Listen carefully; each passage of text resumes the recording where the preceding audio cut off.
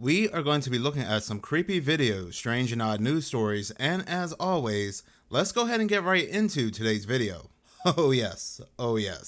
Every video, I like to go ahead and start off with a creepy news story of the day, and then I look at other videos on other social media platforms. Like the cool kids say these days, I want to go ahead and see what's poppin', and I found a news story that reminds me of a news story that I covered on Minutes of Horror months ago. Does anybody remember that very odd news story about tunnels under New York City? Well, it seems like it happened again. Well, the 5 people involved in this were all wearing safety vests, and they actually stopped traffic here on 17th Avenue before many of them then climbed down that manhole. Police investigating what they were up to. That's pretty wild. Lou marveling at the stunt pulled off by a crew of people posing as DEP workers. Take a look at this video now being reviewed by police as part of their investigation. You see a total of 5 people, some of them with tools, walk up to a manhole on 17th Avenue in Bensonhurst and open it up. Look at that. They look like a smart crew. After several members of the crew had entered the sewer system, police say 26-year-old Shawan Thompson then covered up the manhole and kept watch, sitting in this folding chair on the side of the street. They almost got away with it, but something didn't look right to many people in this neighborhood, and calls were made to 911. They need a little more, they need some cones and stuff like that just to make them look more professional. And this neighborhood is always looking out for each other. So when you see something like that, 4 people jumping in a sewer and then maybe one closing it, it doesn't look right. Police responded, and Janine, who works nearby, says it took several hours for cops to pull the men out of the sewer. In the end, police arrested and charged not only Shawan Thompson, but 25-year-old Zion McKenzie and 39-year-old Willie Green. It happened early in my shift, and I figured like maybe an hour it would be, but by the time I left, around like 8:30, they were still here. So what was the point of going down the manhole? The NYPD is still investigating the motive, but residents say detectives who returned to the scene told them they're looking into whether the suspects were searching traps in the sewers that sometimes catch valuable jewelry. It's very surprising, but you know what? The criminals are very smart these days. Janine says they were all thinking the worst when it all unfolded around 5 Monday evening. God forbid, like terrorism. Like she was like, what if they're like, it's a bomb or something? But yeah, I mean, you never know. From a terrorist attack to robbing a bank, but why would you a terrorist attack in a sewer on our waste? Doesn't make sense. The 3 people now arrested are charged with burglary for entering the sewer system, as well as possession of burglary tools and criminal mischief. We are here in Bensonhurst, Brooklyn. Eileen LaPalmer, Pix 11 News. What really stood out to me about this story was the fact that when police pulled these men out of the sewers, they had nothing on them but tools. They don't know why they were down there, but they had tools. And if you remember that story months ago, the tunnels under New York City, that's what those men had. They had tools. We were also told months ago when it came to the other story that the synagogue, those of the synagogue, hired Mexicans to work and expand on those tunnels. And I just wonder if these men are a part of a group of men hired to work and expand on more tunnels. I do not, without a shadow of a doubt, believe that story from months ago ended right there with arrest. I am definitely going to go ahead and keep my eye on this story, but I think it's going to end right there. I do not think we're going to get any more updates, but you never know. In this next segment, I was going to go ahead and do a much larger video on this subject, because I have been noticing a lot of new discoveries coming out of Egypt lately. Matter of fact, I have been noticing so much news surrounding Egypt and the pyramids lately, I even took to Reddit. I posted this. Anyone notice we are getting a lot of Egypt news lately involving discoveries? And a lot of people agreed. 259 upvotes, 71 comments. So somebody said to me, before you go ahead and make that video, make sure to check out iPad Go 2, because it has very interesting imagery towards the end. And if you don't know what iPad Go 2 is, it's an animation that came out, I believe 12 years ago, that has a lot of symbology and hidden messages in regards to today's world. What is also interesting is that the creators of this animation re-released iPad Go 2 a year ago, as if to say you may want to watch this again. I went ahead and watched the video and something instantly stood out to me. Towards the middle of the film, you can see this Jesus-like figure riding an Egyptian boat. Now he is asleep for the remainder of the film until the very end. When he opens his eyes, you can see behind him religions start to crumble. You can see the cross crumbling. But in front of him, he awakens at the pyramids. The Messiah awakens at Egypt. He awakens in the pyramids. But this is not Jesus Christ. If you look on his forehead, he has a pyramid and he has the all-seeing eye. To some, this could be the Antichrist. This could be some other god altogether that they are going to say is the Messiah. Or this could be a god that they go ahead and create. And I'll get into that a little bit later in this video. But after I saw this animation that was created 12 years ago, I said to myself, this is exactly what I was thinking. We're going to go ahead and see a major psyop play out involving Egypt in the pyramids. They're going to go ahead and say they discovered something, they found something, and whatever they discover will be absolutely earth-shattering. A couple weeks after I had watched this animation and had these discussions, guess what articles are now coming out from different news media agencies? Take, for example, this one here from The Sun, which was published on April 15th. Tomb of Christ. Brit shares proof he found Jesus' tomb and Ark of the Covenant in Great Pyramid, as he demands cave be thrown open. The team includes Dr. Warner, an archaeologist from the Supreme Council of Antiquities, electricians, security, and other support staff. Presentations to the Egyptian government were immediately received with enthusiasm and proved that the Golden Ark of the Covenant, the altar of incense, and the tent of meeting are located in a second, twin, subterranean chamber under the Great Pyramid of Egypt. What are the odds that an animation 12 years ago where they're showing us all these psyops and how we're being played by the government would show us at the very end a Jesus-like Messiah awakening at the pyramids, and now we're getting news coming out that Jesus may indeed be inside the Great Pyramids. The article continues to say that Christ's tomb is said to lie alongside the Ark of the Covenant in a hidden double cave sealed off by a huge stone block. Dr. Paul Warner handed his evidence about the site to the Egyptian authorities, who were apparently delighted by the scientific revolution. The researcher has zeroed in on a particular tunnel beneath the great landmark called the Southern Passageway. The article goes on to say that he claims his surveys have discovered man-made structures beyond the final stone block of the tunnel, which he says indicates something hidden beyond. And this is all reportedly backed up by photos and video footage from the deepest and most remote part of the original pyramid structure, which is carved out of the bedrock itself.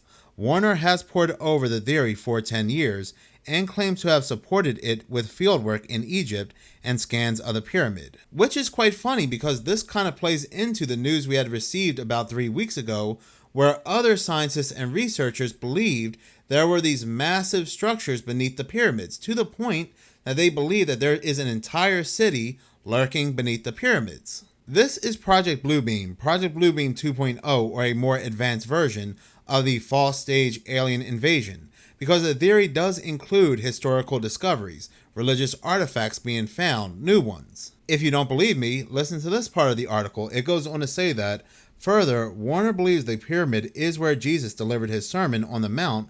Warner has lofty ambitions for his discovery, which he believes even has the potential to bring peace in the Middle East. The timing of all this is absolutely crazy. They're finding all these new discoveries, these new pharaohs we've never heard of before, new pyramids, new artifacts, and now they're saying that they found Jesus in a lost city under the pyramids of Giza.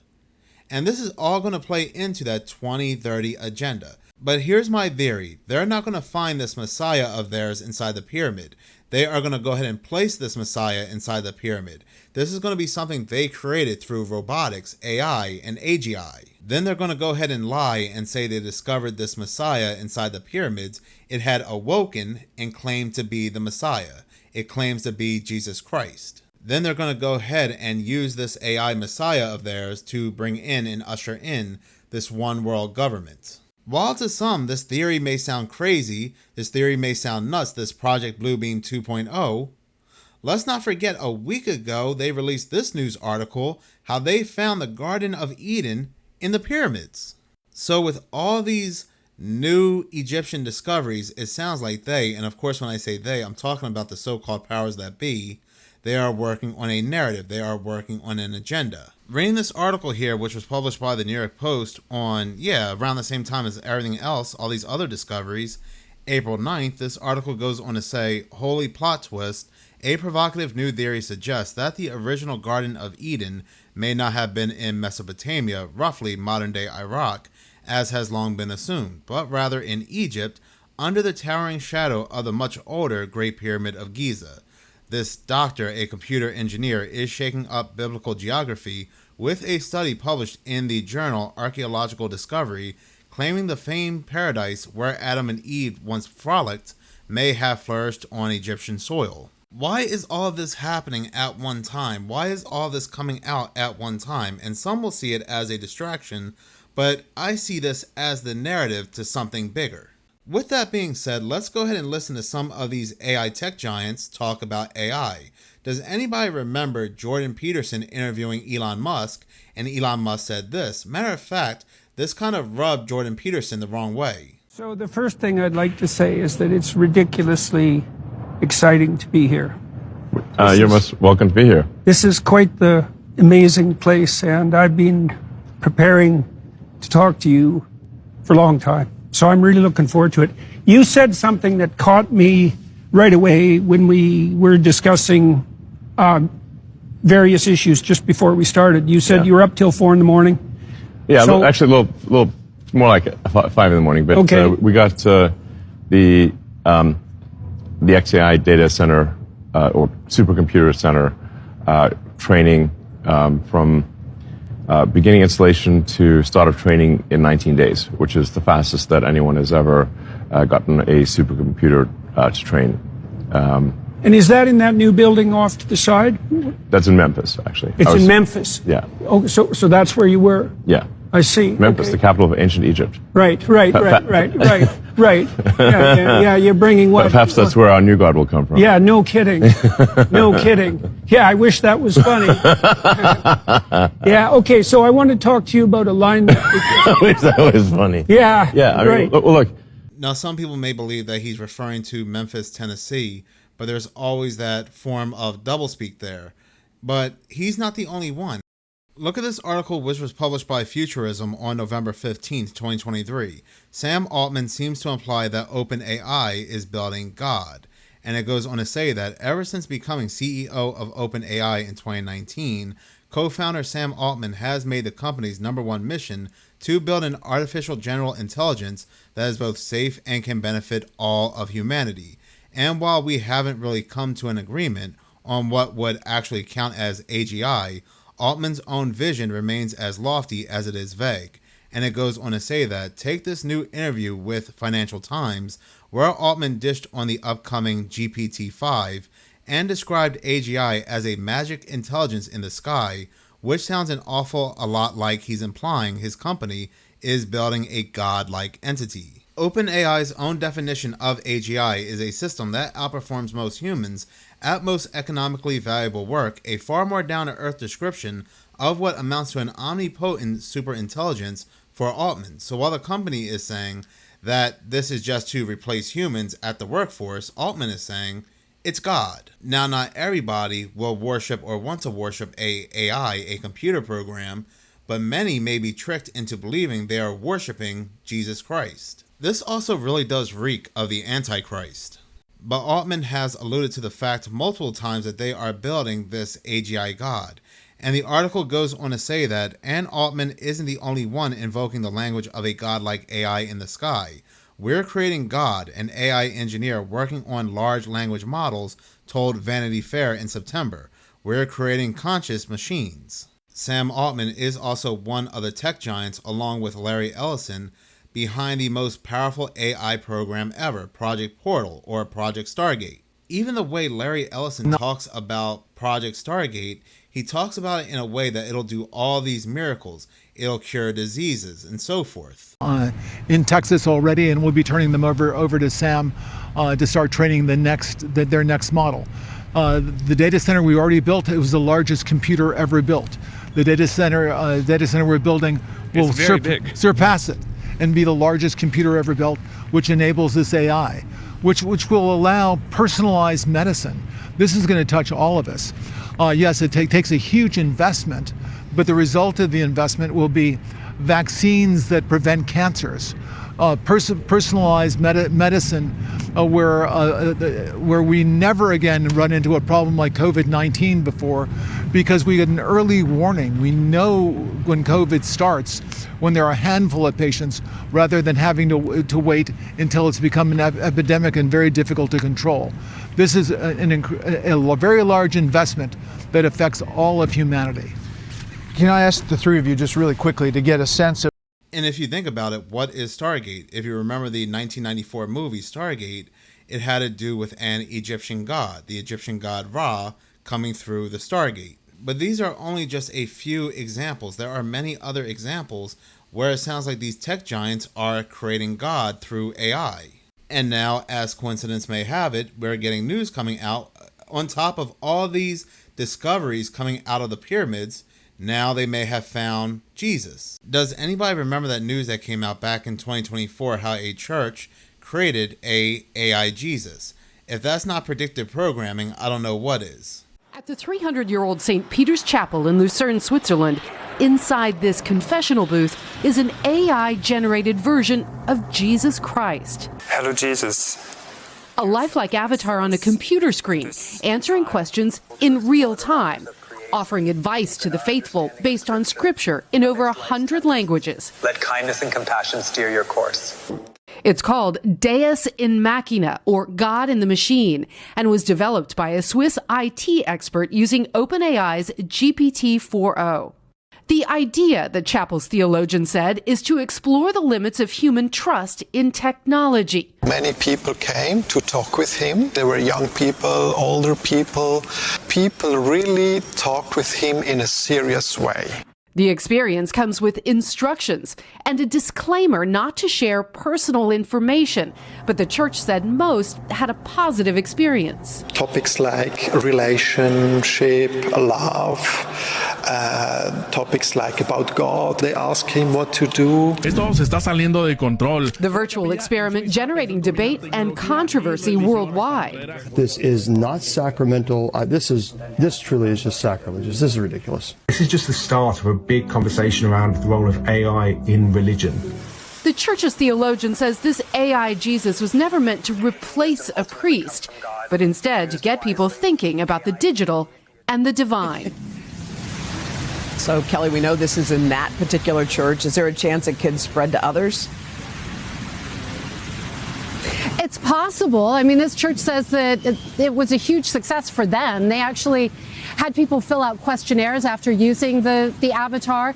About 300 people responded. 200 of them, the church said, reported having a very positive experience. And not only that, they say they've had interest from parishes, school teachers, and others, not just in Switzerland, but around the world. So the question for them now is whether they can turn this pilot project into something more permanent.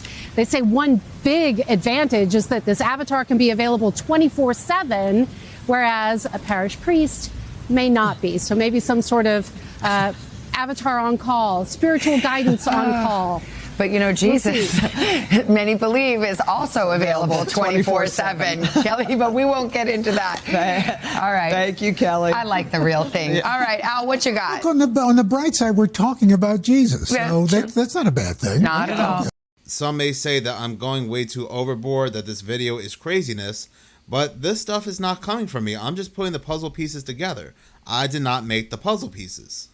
There is also something else to note towards the end of IPEC Go 2 as well. As this Jesus-like Messiah is staring at the pyramids, something is shot out of the skies and it hits the pyramids, and the pyramids begin to crumble.